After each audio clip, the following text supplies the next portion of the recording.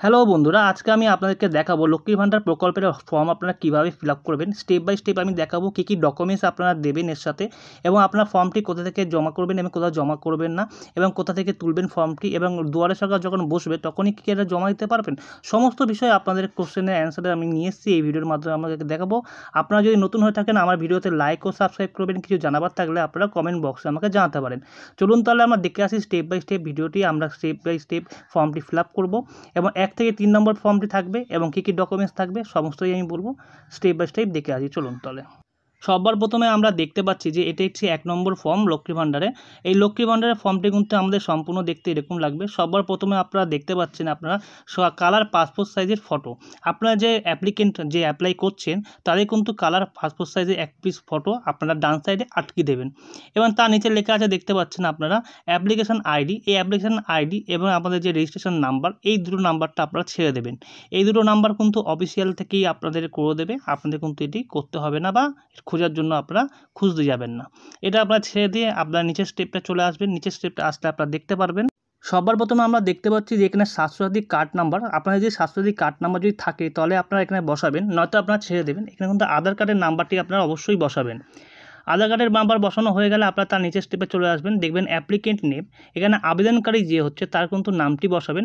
সবার প্রথমে কিন্তু আপনাদের ফার্স্ট নেম এবং তারপর মিডিল নেম, তারপরে কিন্তু লাস্ট নেম। আপনারা কিন্তু ইংলিশে ফর্মটি ফিল আপ করবেন। তার নিচে কিন্তু আপনাদের মোবাইল নাম্বার দিচ্ছে। এই মোবাইল নাম্বারটা কিন্তু আধার কার্ডের সঙ্গে যে মোবাইল নাম্বারটি রেজিস্ট্রেশন করা রয়েছে আপনাদের, সেই নাম্বারটাই কিন্তু দেবেন। দেওয়া হয়ে গেলে তারপরে অ্যাপ্লিকেন্টের যে ইমেল আইডি একটি আছে, ইমেল আইডি কিন্তু দেবেন। যদি থাকে দেবেন, নয়তো দিতে নাও পারেন। তারপর আপনার ডেট অফ বার্থ বলছে, এখানে ডেট অফ বার্থটা আপনার কোনটা থেকে দেখবেন, আপনার যে আধার কার্ডে যেটি বসানো রয়েছে সেটাই কিন্তু আপনারা এখানে বসাবেন, এবং তার নিচে দেখতে পারেন তারিখ অনুযায়ী বয়স কত হচ্ছে সেটা আপনারা বসিয়ে দেবেন। এবং তার নিচের স্টেপটা চলে আসবেন। স্টেপটা চলে এসে আপনারা দেখতে পারবেন ফাদার্স নেম, মানে যে অ্যাপ্লিকেন্ট হচ্ছে তার বাবার নাম এখানে বসিয়ে দেবেন, এবং বাবা না থাকলে মাদার্স নেম না বসাবেন, এবং সে যদি বিবাহিত হয় তাহলে স্পস নেম মানে হাজব্যান্ডের নামটি এখানে বসিয়ে দেবেন। বসানো হয়ে গেলে তার নিচে চলে আসবেন, নিচের পরের পেজে 2nd নম্বর পেজে এগুলো আছে এসটি ওবিসি। যে আপনাদের কাস্ট সার্টিফিকেট যদি থাকে তাহলে কাস্ট সার্টিফিকেট আপনারা এখানে বসিয়ে দেবেন, তার নাম্বারটি কিন্তু উল্লেখ করে দেবেন। যদি আপনাদের কাস্ট সার্টিফিকেট থাকে তাহলে তার সঙ্গে আপনাদের ডকুমেন্টস জেরক্সের সঙ্গে দেবেন। তারপর আপনাদের কিন্তু এখানে স্টেট বলছে, আপনার রাজ্য যেটি হবে সেটা ওয়েস্ট বেঙ্গল দেওয়াই থাকবে, এবং ডিস্ট্রিক্ট বলছে আপনার জেলা যেটি হবে সেটা আপনারা বসিয়ে দেবেন। আপনাদের ব্লক, মিউনিসিপ্যালিটি, কর্পোরেশন যেটি হবে তারপরেরটা সেটা আপনারা বসিয়ে দেবেন। তারপরে চলে আসবেন জিপি ওয়ার্ড নম্বর, তারপর ওখানে আপনার যেটা হবে সেটাই আপনারা বসিয়ে দেবেন। তারপরে আমাদের ভিলেজ বা টাউন যেটি আপনাদের শহর বা গ্রাম হবে সেটি আপনারা বসিয়ে দেবেন। বসিয়ে দেওয়া হয়ে গেলে কিন্তু হাউস প্রিমিয়াস নম্বর বসিয়ে দেবেন। তারপর আপনাদের পোস্ট অফিসের নামটি বসিয়ে দেবেন। তারপর আপনারা পিনকোডটি আপনারা বসিয়ে দেবেন। পিনকোডটি বসানো হয়ে গেলে কিন্তু আমাদের কিন্তু এই 2 নম্বর পেজটি প্রায় শেষের দিকে চলে এসেছি। আমরা ব্যাঙ্ক ডিটেলসে চলে আসবো। ব্যাঙ্ক ডিটেলসে কিন্তু খুব ইম্পর্টেন্ট একটি জায়গা। এই জায়গাটা কিন্তু আপনারা কোনোমতেই কোনো ভুল করবেন না। আপনারা আস্তে আস্তে ধীরে ধীরে ফর্মটি ফিল আপ করবেন।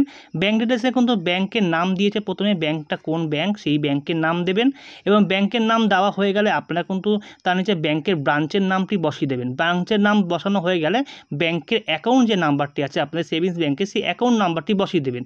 অ্যাকাউন্ট নাম্বার বসানো হয়ে গেলে আইএফসি কোড চাইছে, এখানে আইএফসি কোডটা কিন্তু আপনাদের ব্যাংকের ফার্স্ট পেজের মধ্যে দেখতে পারবেন, সেখান থেকে আপনারা কালেক্ট করে এখানে বসিয়ে দেবেন।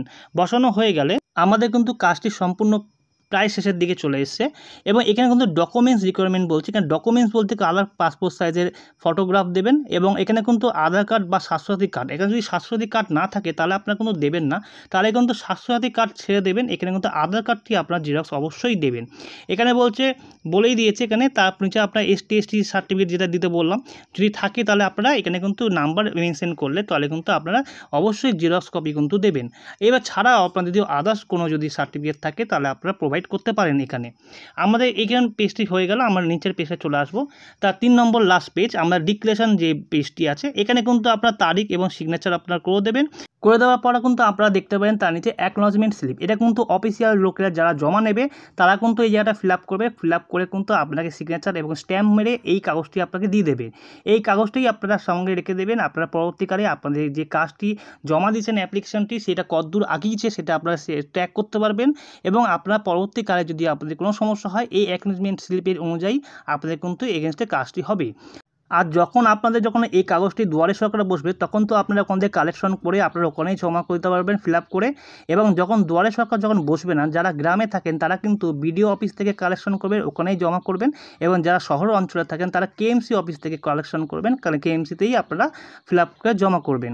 সম্পূর্ণ ভিডিওটি আমরা এখানেই শেষ। আপাতত লক্ষ্মীর ভাণ্ডার ফর্ম কীভাবে ফিল আপ করবেন দেখালাম খুব সহজভাবে। ভিডিওটি ভালো লাগলে লাইক ও সাবস্ক্রাইব করবেন। কিছু জানাবার থাকলে আপনারা কমেন্ট বক্সে আমাকে জানাতে পারেন।